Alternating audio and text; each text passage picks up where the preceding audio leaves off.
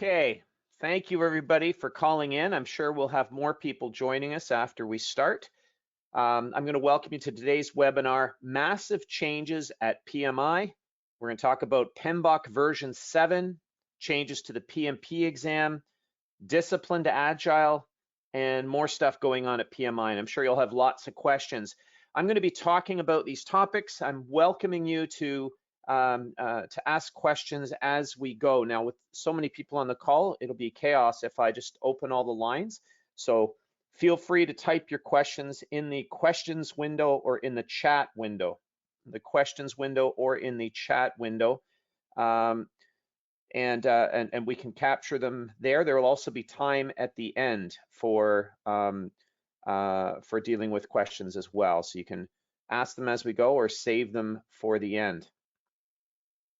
By the way, if you're interested, that's a picture of PMI headquarters. Most people have never seen it, aren't familiar with it. My name's Kevin Aguanno. I've been in the PM community for over 30 years now. I have written over 30 books and DVDs on PM related topics. I teach at several universities. I have lots and lots of certifications on PM related topics. Written various standards. I've worked on standards committees, and I'm a fellow of several project management associations. So please ask me lots of questions, use me as a resource, pick my brains as we go through. Okay, so carrying on. If you have any questions, please reach out to me. My email address is my last name, Aguanno, A-G-U-A-N-N-O @procept.com. I'm going to type that in the chat window as well, so you have it if you have any questions after this presentation. I'll also give you my cell number, just in case you want to reach out that way. Oops. So I've just typed those into the chat window so everybody has them. So let me tell you a little bit about what's going on at PMI. There is a huge shakeup going on at PMI, fundamental ground shift happening, and it's affecting everything across the PM world. It is essentially the perfect storm of changes. We've had competitive pressures from other international associations. We saw the emergence of agile practices as being a threat to PMI in many ways, right? They see that agile teams are saying, we don't need project managers, we're agile, so they have to respond to the agile threat. We've seen changes in leadership at PMI, people wanting to make a mark and shake things up. So there's a lot going on. Okay, we have a question here from Mariana. She can't hear. Mariana is not connected to audio, but she won't be able to hear me say that. So just give me a second to see if I can answer her question.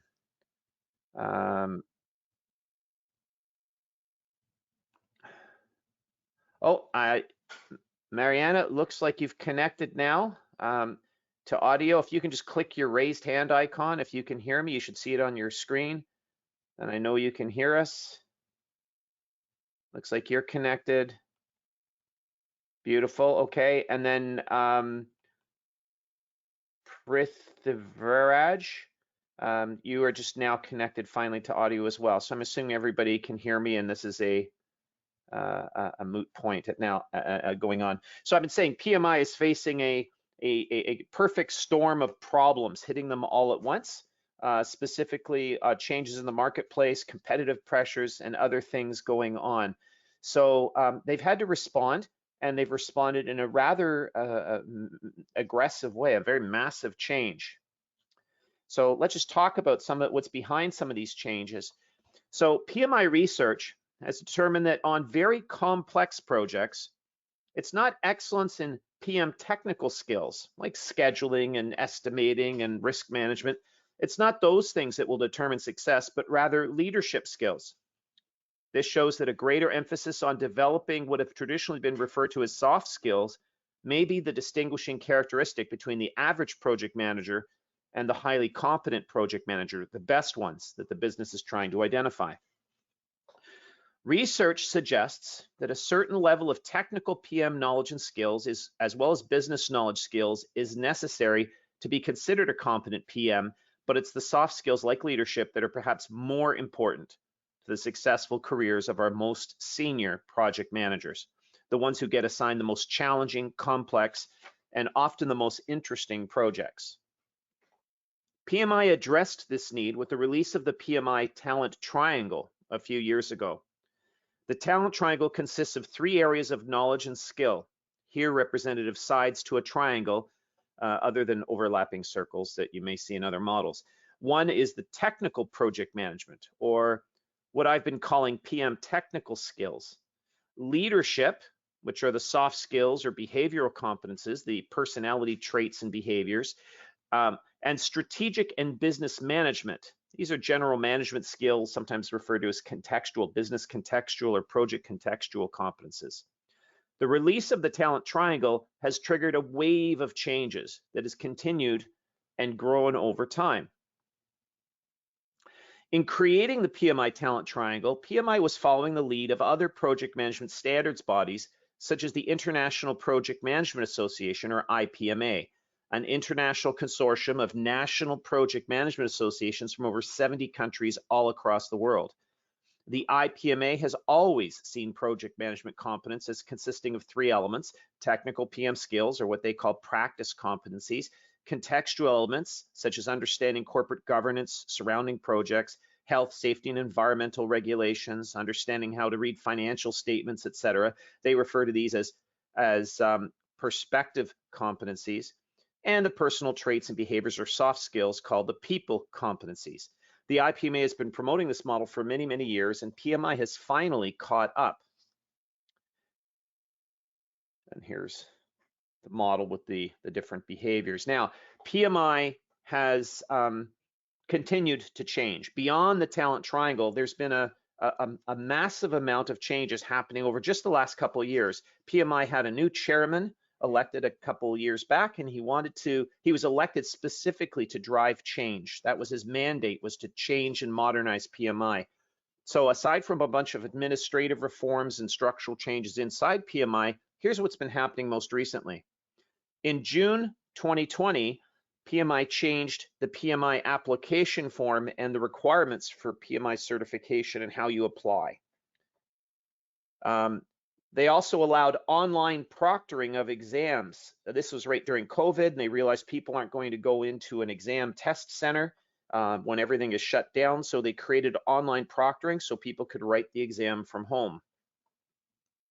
The Registered Education Provider Program, the REP program that started in the 1990s, late 1990s, has been replaced by PMI, and they've thrown it out and replaced it with a similar program with a new name, the Authorized Training Partner Program, and that happened in December of 2020. And with that, all kinds of changes in regulations and rules around training.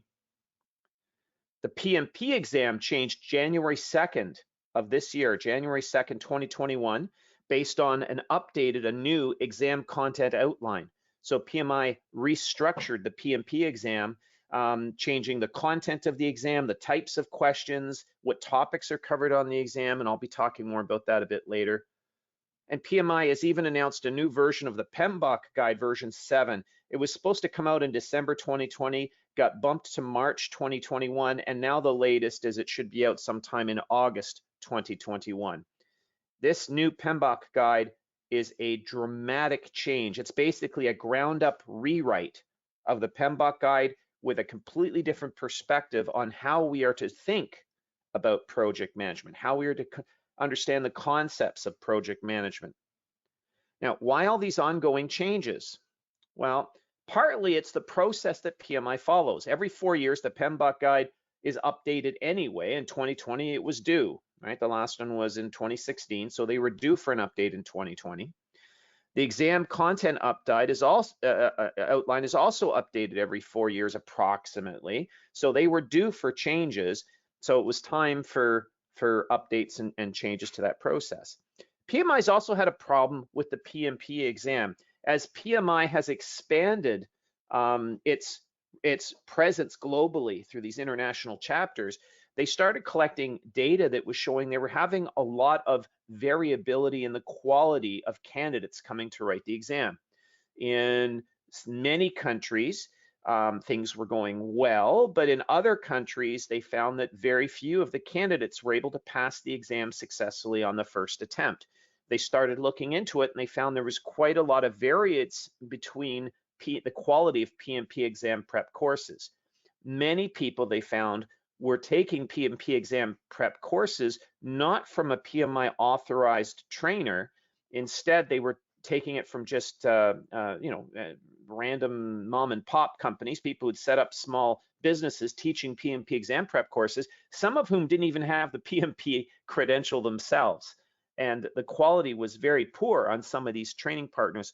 PMI also looked at the requirements of the registered education provider program and saw that it was too easy for some organizations to become REPs, and they wanted to have fewer but higher quality REPs, so they decided to sunset that program and replace it as well to fix this problem with people coming to the PMP exam not really prepared properly for it.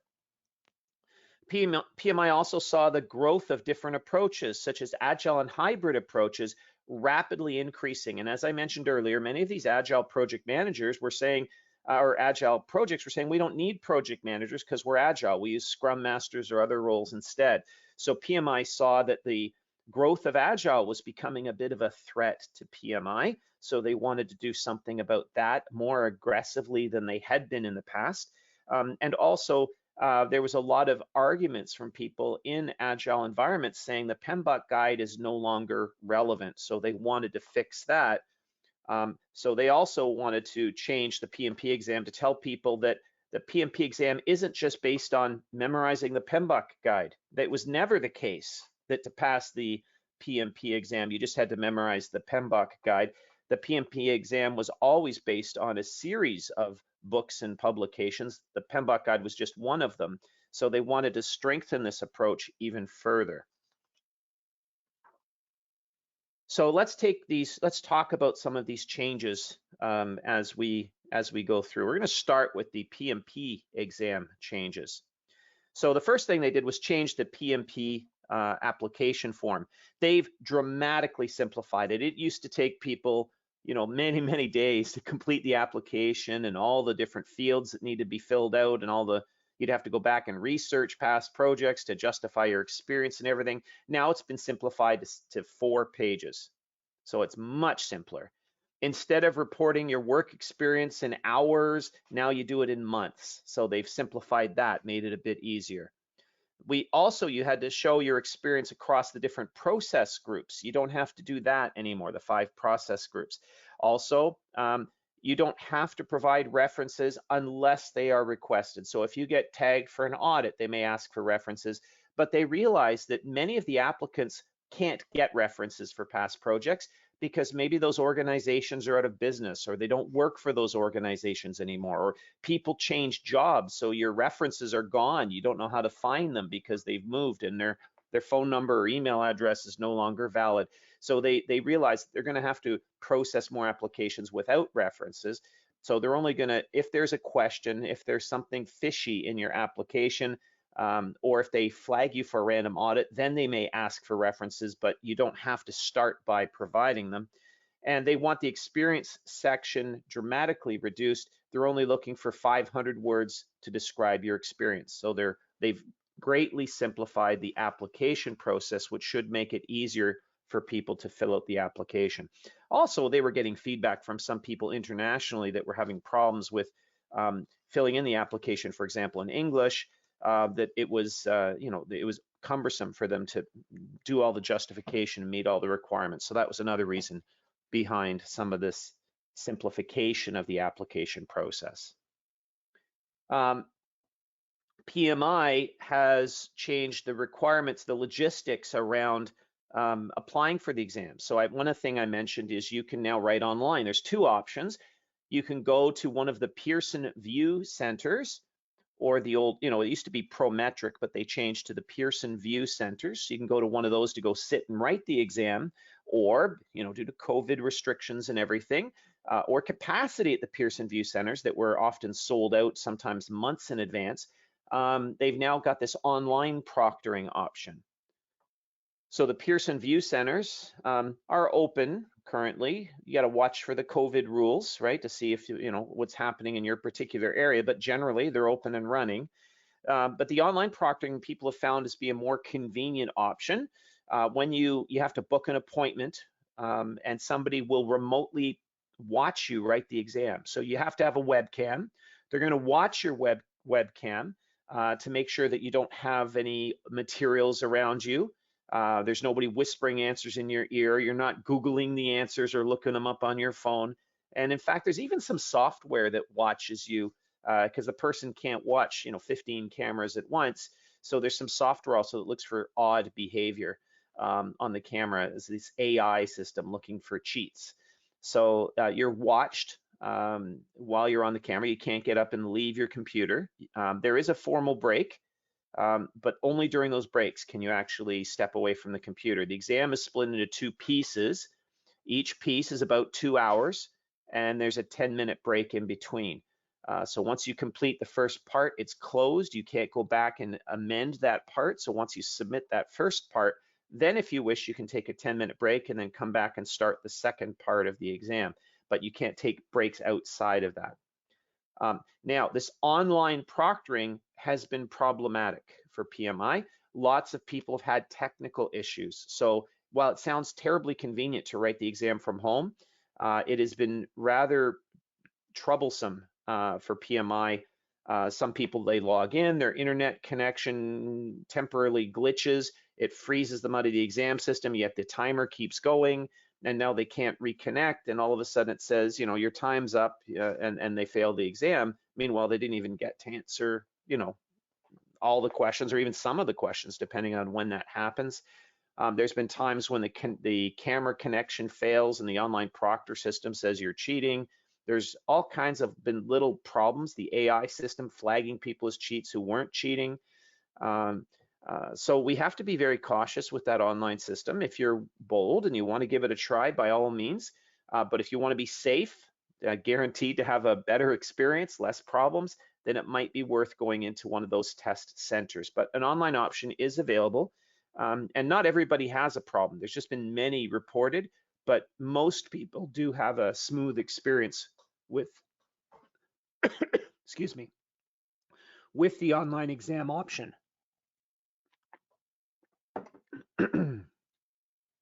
Some other changes to the exam. The old exam content, well, let me talk. So basically, they've just based the questions on those 3 different domains that we talked about, right? People, process, and the business environment.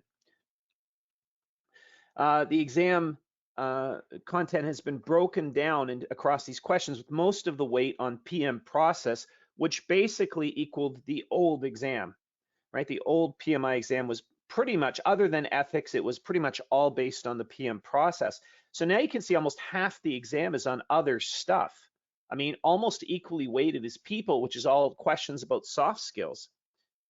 The old exam content, when compared with the new content, would only be contained in the process domain. That is the 5 process groups we are used to currently would all be contained in just the one domain, the process domain, in the new exam. The 200 PMP exam questions we used to answer would now cover just one of these domains. This means that the new questions, or the questions in the old exam, cover now less than 35% of the questions expected in the new exam. So the new exam is at least 65% covering different topics. This is a huge change, And add to that, more than half of the questions in the new exam would be related to agile and hybrid approaches. Right? Currently, the questions are mainly related to the waterfall or more traditional predictive approaches. This means that PMI has said that agile is now so important that all project managers, no matter what industry, need to learn agile because half the exam content is agile related. Add to this, PMI's even added new question types. So before it was just multiple choice. Now there are new question types. So there's multiple choice with more than one correct answer. So choose all of the following that are correct, right? That's the type. There's animation questions. So they show you an animated scenario and then you have to answer questions about it. That's very different. So you watch this little clip and then you have to answer questions. And then there's even drag and drop questions. So, you know, order the following in the steps that they occur in the order that they occur, or drag and drop to assign relationships, match these things in the left column with their associated things in the right column. So there's drag and drop related questions as well. So they've made a more sophisticated exam. This is what some people are not prepared for. This is different than what they've seen in some of their exam prep online materials and things like that. I mean, take a look at this quote from the new PMP exam content outline that highlights how seriously PMI is addressing the growth of agile project management in the marketplace. It says, the research conducted through the job task analysis validated that today's project management practitioners work in a variety of project management environments and utilize different project approaches. Accordingly, the PMP certification will be reflective of this and will incorporate approaches across the value delivery spectrum. About half of the examination will represent predictive project management approaches, that's waterfall, and the other half will represent agile or hybrid approaches. Predictive, agile, and hybrid approaches will be found throughout the three main areas and are not isolated to any particular domain or task. So PMI thinks agile is here to stay, it's huge, and they've bet the farm on it. Okay, we have a question coming up. Elaine asks, is this the exam being completed today, or what date are these changes in effect? Great question, Elaine. The answer, you may be shocked to learn, is this is already the current exam. These new exam rules went into place January 2nd earlier this year. So already for 6 months, we've been running on this new exam format. So all the training providers had to update their PMP exam prep content and everything late last year to get people ready. This new exam actually was available late last fall as an option, but everybody as of January 2nd is forced onto this new exam format. So if you were thinking you were prepared but have nothing, no knowledge of Agile, you're going to struggle with this new exam unless you get some Agile background or Agile training. It's that significant. It's a huge shift. Also, some other PMP exam prep changes. The exam is not, as I said, is not just based on the PMBok guide. It's based on 10 books. The PMBok Guide 6th edition is one of those books. That's the current PMBok Guide, as well as PMI's Agile Practice Guide to get you some of the Agile content that you're going to need. But there's 8 other books that they've based the questions on, and PMI provides that list on the PMP website. So if you go to the PMP exam website on PMI, they will have what's called the ECO, or exam content outline, and it will list what those books are. There's a suggested reading list. So those are the study materials you want. Now, fortunately, some things aren't changing. It's still 200 questions long and it's 4 hours. So that part hasn't changed, but which questions they're going to ask you has changed a lot. So those are some of the changes for the PMP exam. And as I said, these are stunning changes. It's a complete ground shift. Everything's changed. Some other changes, let's talk about PMBok version 7. So the current exam as it is today, right? So we're sitting here at the end of June 2021 for those listening to a recording. The current exam is based on PMBok version 6. PMBok Guide version 7 was supposed to be out already, and they've delayed it a few times now. The latest news is it'll come out sometime in August of this year. PMBok version 7. Now, this is an incredible change, reflecting PMI's embracing of Agile and building it into the core of what a project manager needs to know. They've completely restructured the PMBok Guide from the ground up. So let's look at some of those changes. So in the current edition, the 6th edition, called the old PMBok Guide, right? We had this concept of knowledge areas. Used to be 9 knowledge areas, and then we upped it to 10 knowledge areas with the addition of stakeholder management a few years ago. So the current PMBok Guide has 10 knowledge areas. The new PMBok Guide coming out in August has no knowledge areas. They got rid of knowledge areas completely. They're gone. It's not part of the PMBok Guide anymore. Instead, they're changing the PMBok guide to focus on what's called performance domains. So things like having a team focus, team management, team building, things like that, focusing on stakeholders, that's still there. There's a whole section about project life cycles and understanding the life cycle and choosing the right life cycle for your project. Well, that's a little bit different, isn't it? Now, planning is there, but planning incorporates a little bit around scope, estimating, scheduling, all of that's kind of included in planning. They've got another section about navigating uncertainty, right? This is all about risk management, but it's also about dealing with our new environment. We often hear the term VUCA, V-U-C-A. It came from the US military, stands for volatile, uncertain, changing, and ambiguous. And that's the environment that we're in these days. Business is changing quickly. Competition is changing quickly, where it's a global competitive environment. Nothing stays still for very long. So we're living in a VUCA world. So PMI has built that right into the PMBok guide, that people need to know strategies and techniques for navigating this uncertainty and ambiguity. Right? So it's no longer, here's the plan for a 3-year project, let's just stick to the plan. We realize things are going to change, and we need to figure out how to change those plans and roll with the flow, go with the flow, roll with the punches. There's a focus on delivery. That's another of the performance domains, how to track delivery, manage delivery, ensure delivery, right? And regular delivery if we're doing a phased delivery approach as well. There's a section on performance, measuring team and group individual performance, how to manage and improve performance, continuous improvement, that kind of stuff. And then there's this concept of project work as well, the technical work within the project that gets the job done. But in addition to those performance domains, there's a whole section now in the PMBok guide on tailoring, how to tailor to meet the changing scenarios that you're going to find. You have to change your methodologies to suit the individual project characteristics. And then we're going to look at different models or methodologies, different kinds of artifacts, and when to use them, when not to use them, and all that tailoring guidance and some suggestions. So the PMBok guide is dramatically different. I mean, word for word, it's pretty much a completely new document. All the knowledge areas are gone. So that means a lot of your existing memorization and tools are completely replaced. So what about the numerous processes? Are they still the new PMBok guide? No. So all the tools and inputs and outputs have moved. They're not in the PMBok guide anymore. PMI has moved those into a supplemental thing they're calling Standards Plus. It's an online database of other good material that you might want to know to be a project manager, but it's not going to be part of the PMP exam. It's not something they're going to test you on. So let me be clear. In the current exam as of today, and at least for the next, year or so, it's going to be based on PMBok guide version 6. So we still need to know the knowledge areas, the tools and techniques and inputs and outputs.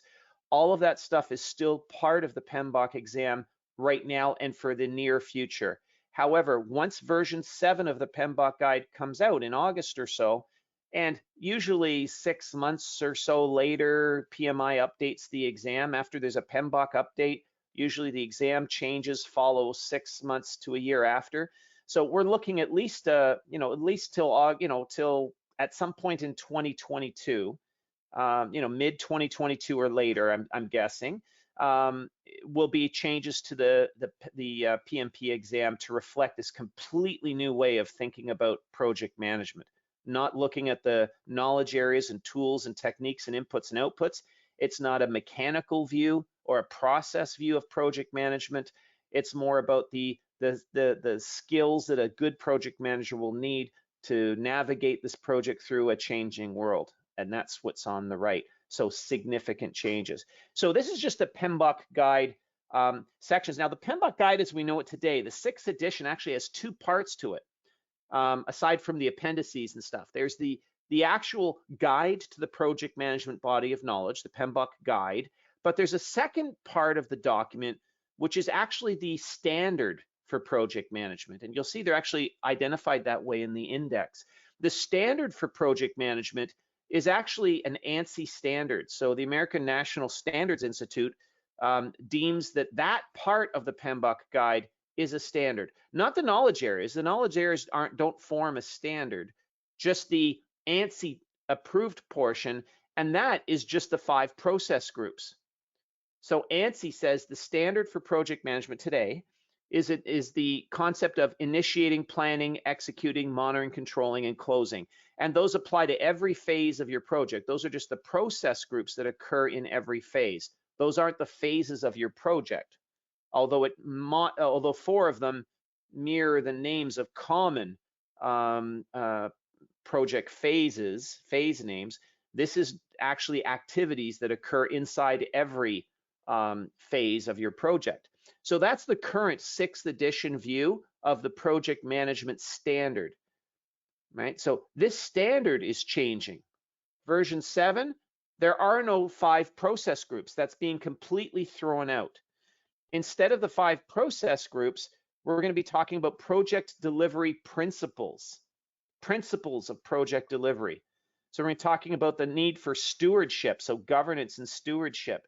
Again, principles around teaming, stakeholders, those are still there as well, is what we had in the earlier piece, which was the performance domains. But we also have value, having a value focus, focusing on delivering business value, meeting the business case. Here's where we're getting into things like benefits realization, making sure that the business gets what it needs out of the project. Why did we approve the project in the first place, right? Trying to make that happen. This concept of holistic thinking, right? Taking the big systems approach to understanding projects.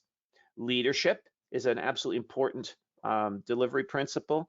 Again, tailoring shows up, right? Tailoring was one of the things in the guide to the project management body of knowledge. It shows up in the delivery principles as well.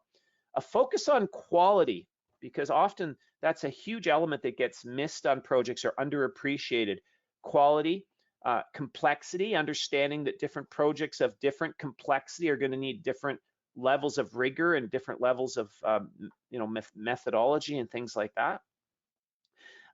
Risk is vague because people always saw risk as a negative thing. So PMI's renamed it to opportunities and threats, right? Opportunities first, because we don't want to just take the negative approach. We want to look at the positive opportunities where we can, uncertainties that we can exploit to improve project success, right? So looking at the positive risks, as with a focus on that.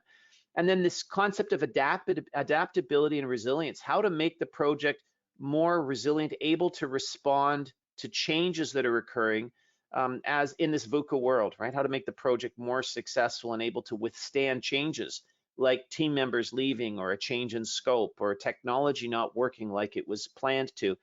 And then here's something that we've been expecting for years, a formal embracement of change management. And by this, I'm not talking about change control, making sure that a project change request goes through the proper approval process before we update the scope and timelines. No, this is enterprise change management, organizational change management, people change management. In other words, to get the value, to get the business benefits from the project, we're going to have to get people to actually change their behaviors, use the new deliverables, adapt the new processes or system, whatever the project is implementing. Because remember, the whole reason of a project is to make some kind of change in the world, right? In your business processes, creating a new product, mergers, moving department from one floor to another in a building, right? A project creates some kind of change. So change management skills are absolutely essential to project managers, and that's one of these key delivery principles. So we saw this coming. I've been talking about it for years, that this is where the direction PMI is going. They introduced stakeholders and the business analyst certification that they have a long time ago, several years back, when they started taking this more value focused about achieving benefits. And I said, that's at the start of a project, right? And how do you make sure those benefits happen? It's through change management, sound change management. So that I said that would be coming in a future update to the PMBok guide, and indeed, here it is, right? It's finally here. So significant changes to the PMBok guide, even the standard, right? The official standard for project management has dramatically shifted from a process orientation to these delivery principles. So it's gotten fuzzier, right? It's gotten less specific in terms of specific steps or processes that we need to follow, but it's gotten broader in its thinking of what is the job of project manager and project management. What should we get involved with? Now, what did we do with all the stuff we got rid of, right? What did we do with all the knowledge areas and these process groups and tools and techniques and inputs and outputs? All that stuff isn't gone. It's been moved, right? PMI has created this online resource a couple of years back called Standards Plus, right? Which members have access to. And they've moved all that extra material, all the PMBok guide stuff, et cetera, has all been moved into the Standards Plus platform. And it provides links, right? So it refers back to the PMBok guide and allow people to get extra information. So tools and techniques, specific methodology, artifacts that you might want, deliverables, et cetera, are in that document. It also pulls information from all the standards, not just the PMBok guide, but PMI has standards on creating a work breakdown structure, for example. It has standards on project management maturity. It's got all kinds of standards that they've published over the years. So they've included the content from those other standards that you may not be familiar with, as well as new content that they've put specifically in there to provide additional guidance and support for some of these different models. What's interesting is Standards Plus is going to contain not just what project managers need to do, but how to do it. So there'll be actually some more detailed how-to articles and steps and things put into Standards Plus to help flesh out the skeleton in the PMBok guide. They're going to provide a more rich view. And the interesting thing is the skeleton might stay intact for many years, but the how-tos and the emerging practices will be regularly updated, or at least that's what they say, so that the Standards Plus might be your regular go-to for more specific examples and more rich guidance on how to do project management. So that's PMI's thinking. In doing that, a lot has changed, right? Here's the new PMBok Guide 7th edition. It's going to be coming out. Moving to Standards Plus is your process groups, your knowledge areas, the 49 processes. I mean, the old PMBok guide was almost 1,000 pages long, right? Version 6, almost 1,000 pages long. It's a big document. And most of that, the vast majority of that content is no longer in the PMBok guide. Instead, we have 12 principles, 8 project domains, a big focus on delivery of value, being efficient and looking at continuous improvement to focus on value delivery, and way, way, way fewer pages. A dramatic change. We're talking a earth-shaking change in how PMI has restructured the PMBok guide. Almost every word in the document has been rewritten from scratch. The old version started there was some early work in 1987 by Max Weidman called the Project Management Body of Knowledge. Now, we understood quickly that you can't include all knowledge in one simple binder. I have a copy of it on my shelf. So in 1996, Bill Duncan created the guide to the project management body of knowledge. He had a team of people working with him, but he was primarily the author. Every word in it came out of his keyboard. And that was the first PMBok guide that we ever had in 96. And since then, it's been updated every 4 years or so, all the way through till now. And now we're looking at this version 7, the first complete rewrite since 1996. All the other ones just enhanced, expanded. Now we're completely throwing it out and starting over with a new view on how we do project management. Okay, PMI also has this area on disciplined agile. People are like, what the heck is that? Agile is such a great focus for PMI. PMI made some significant investments. I mean, aside from half the exam questions being agile focused and the PMBok guide being rewritten to focus on agile principles and things like that, PMI went and bought something called the Disciplined Agile Consortium.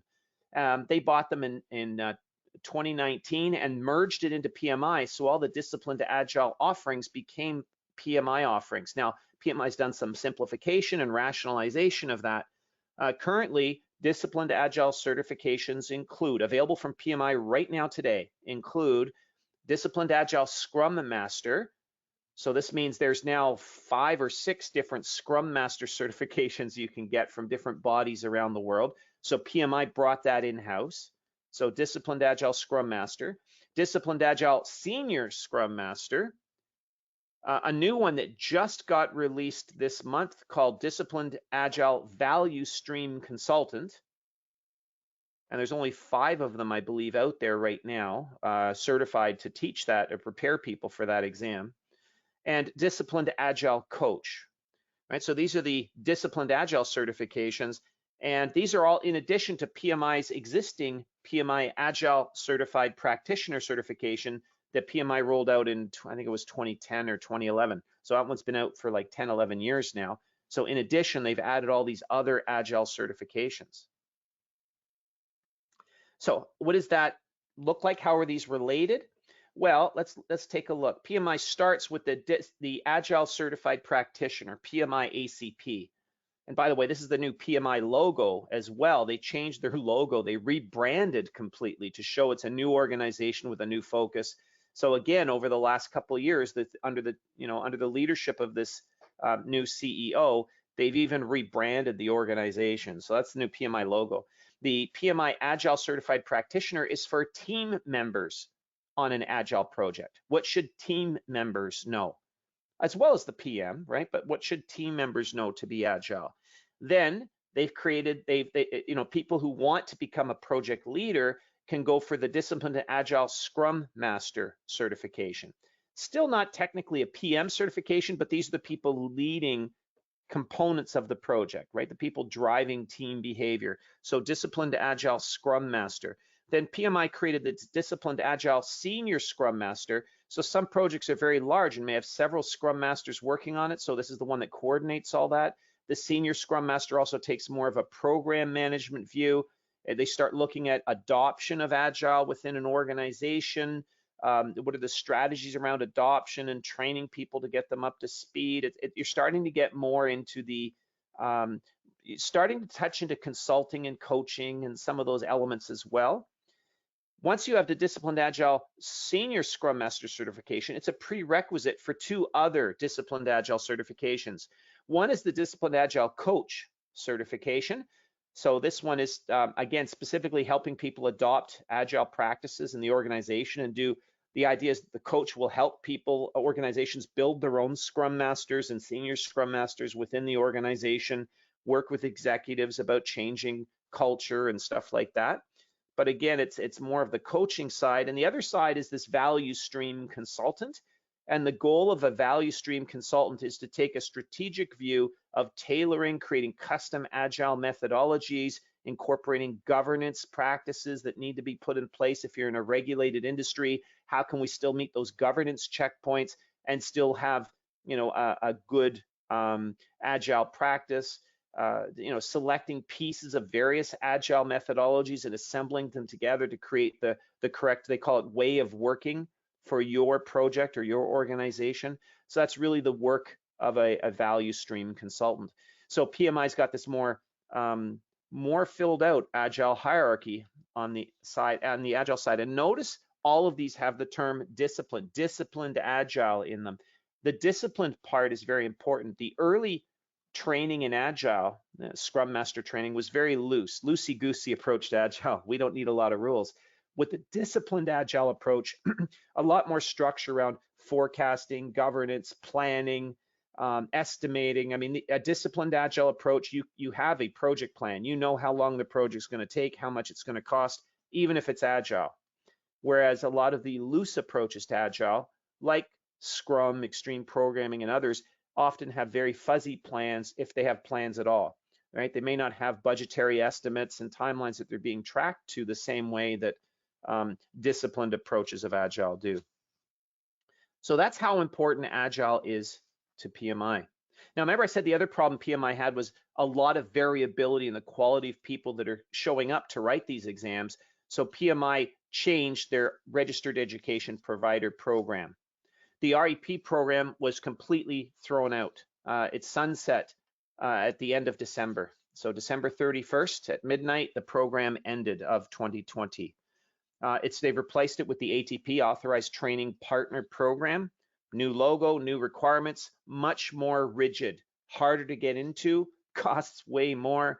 PMI's goal was to reduce the number of REPs with the new program. They're reducing the number of authorized training partners, and also to have fewer but higher quality. Also, to reduce the problem of people having poor quality courses, preparation showing up for the PMP exam, all ATPs must use PMI created course content.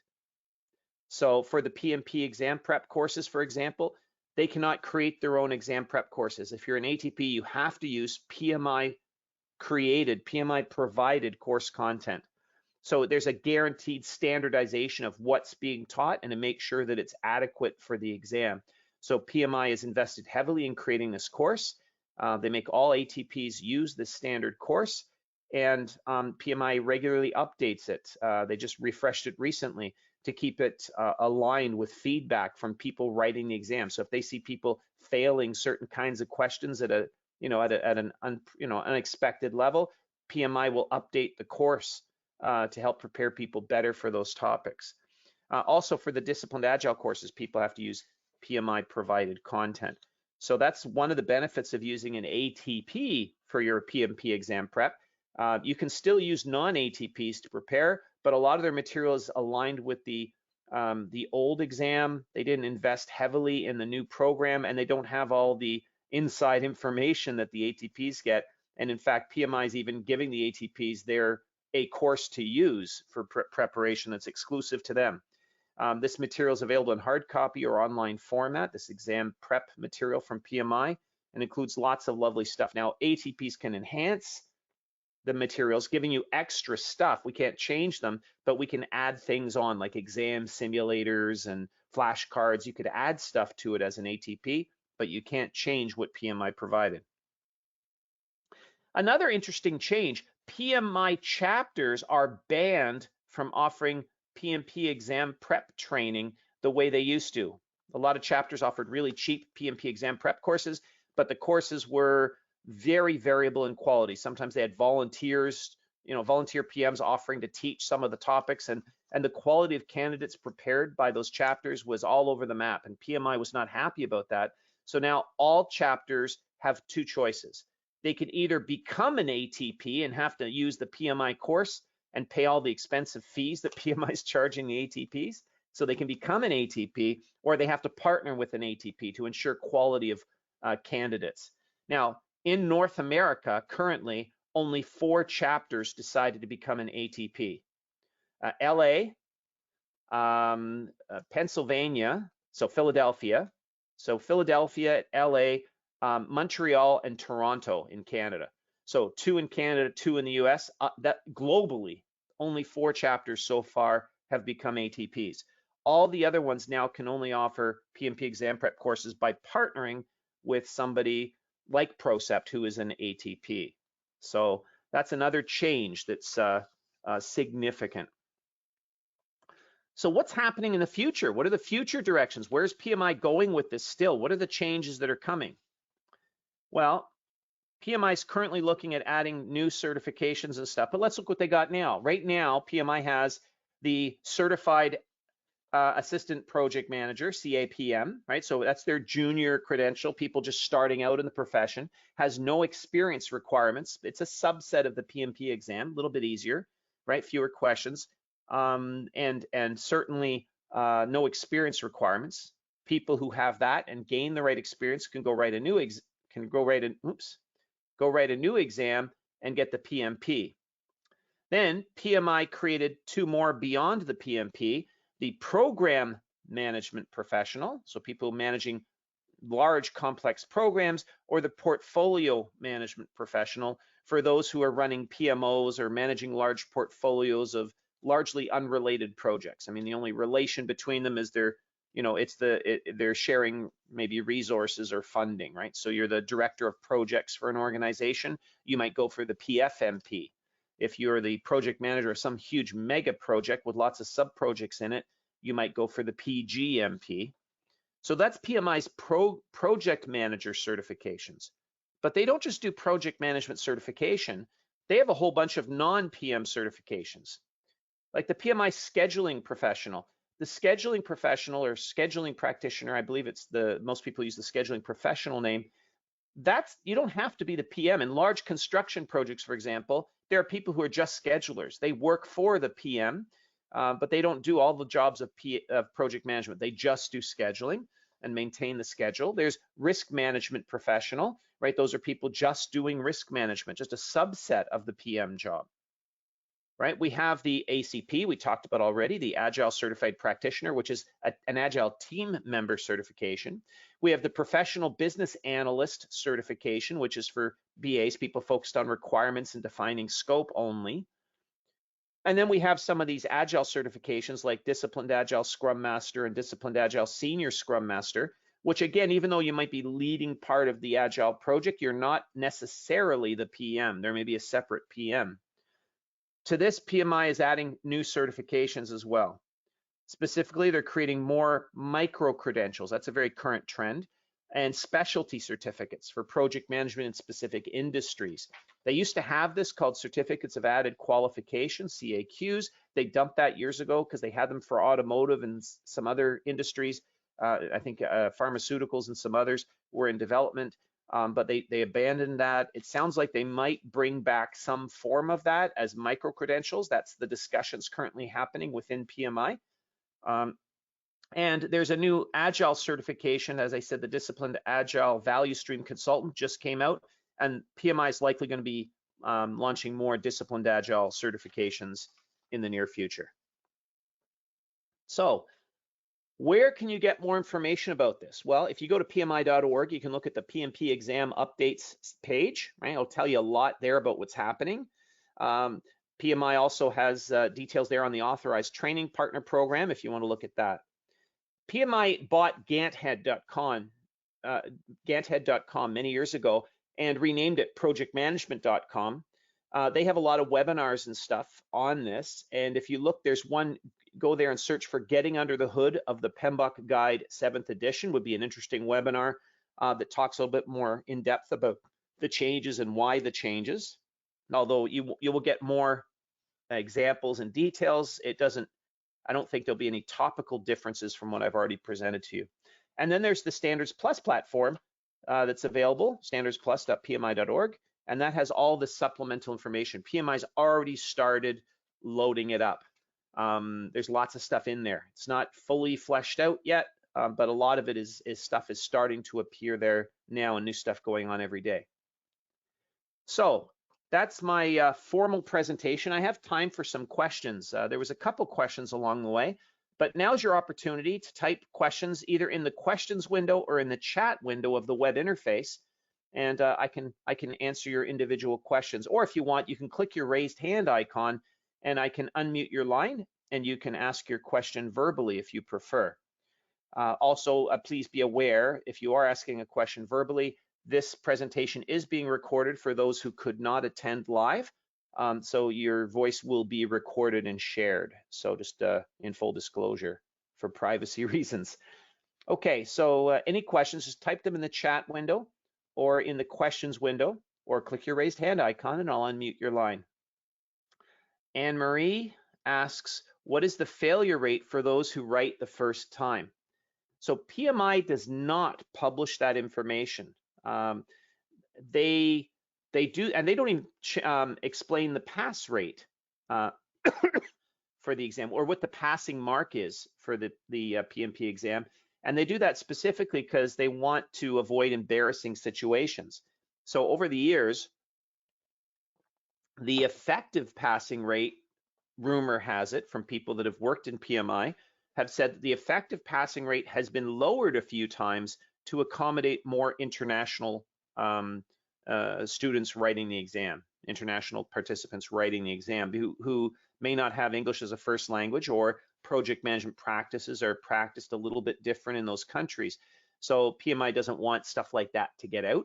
Also, the passing grade changes from time to time as PMI updates the exam database with questions. So they're constantly adding new questions and deleting old questions. And as they add questions, if people are, not doing well on those questions, PMI may lower the passing mark to make the same number of people, the same percentage pass. And then they may adjust the questions accordingly or what have you. So PMI plays around a bit with the passing mark based on the difficulty of questions in the database and the data that they're seeing. So there's another question.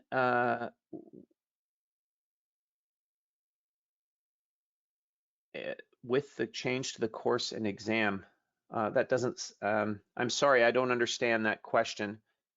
Can you reword it so I can understand what the question is?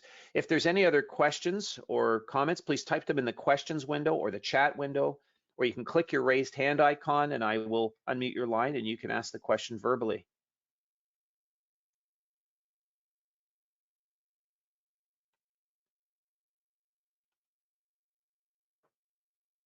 It's also illegal now for ATPs to provide an exam pass guarantee. Many organizations were doing that, and they said that was misleading marketing, and often the promises were not honored. You can say you will offer people a retake of the course, you let them in your exam prep course again for free if they don't pass, but you can't give them a pass guarantee. So there's a lot of other little rules PMI put in place as well. There's a lot of organizations also, I guess, wrongly claiming their ATPs. A lot of people started saying, well, I was an REP, so now I'm an ATP, without actually meeting the qualifications of the new program. And PMI has now started the enforcement and policing of that. Their lawyers are sending out letters telling people to, remove that logo from your website, stop saying that. The best thing to do is go to the PMI website and look up who are the current ATPs if you're looking for PMP exam prep. Some ATPs will also are allowed to list their PMP exam prep courses on the PMI website, but you have to be an ATP and using the PMI provided course materials. But not all the ATPs do that. For example, my company, we don't do that, just extra administrative steps, and there's a lot of bureaucracy on the PMI side from doing that. But that's another source of knowing who is approved by PMI or not. Okay, we're at the top of the hour. I'll give one last call out for questions. Are there any questions or comments? Please type them in the window, chat window, or the questions window.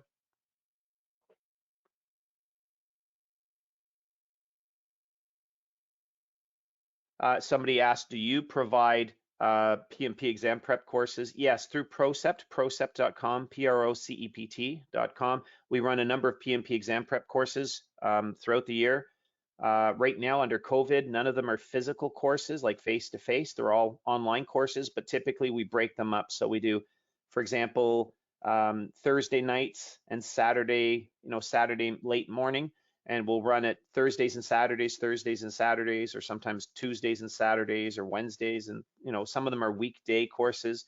We'll run them Monday, Tuesday, Wednesday, or Mondays and Wednesdays each week until we've made up the 35 hours, so over several weeks. So there's a lot of different options, and take a look and see if there's something that works for you. When will the PMBok be made available to everyone? That's a great mystery. It was supposed to be December. Then it got bumped to January, February, then March, and now the latest we've heard is August. August 1st is the latest date. So the new PMBok will be out at some point, probably late summer is the thinking. If you are a PMI member, I believe you get it for free, an online version that you can read from the PMI website. You can get the version 6 right now from the website, but the new version will be available sometime in August. And if you want a printed version, you got to buy it. Best place is Amazon.com. Sometimes they have it on sale. Thank you. Some nice comments people have been entering in. I appreciate them. Thank you so much. And we're out of time. Thank you much, everybody. Have a good day.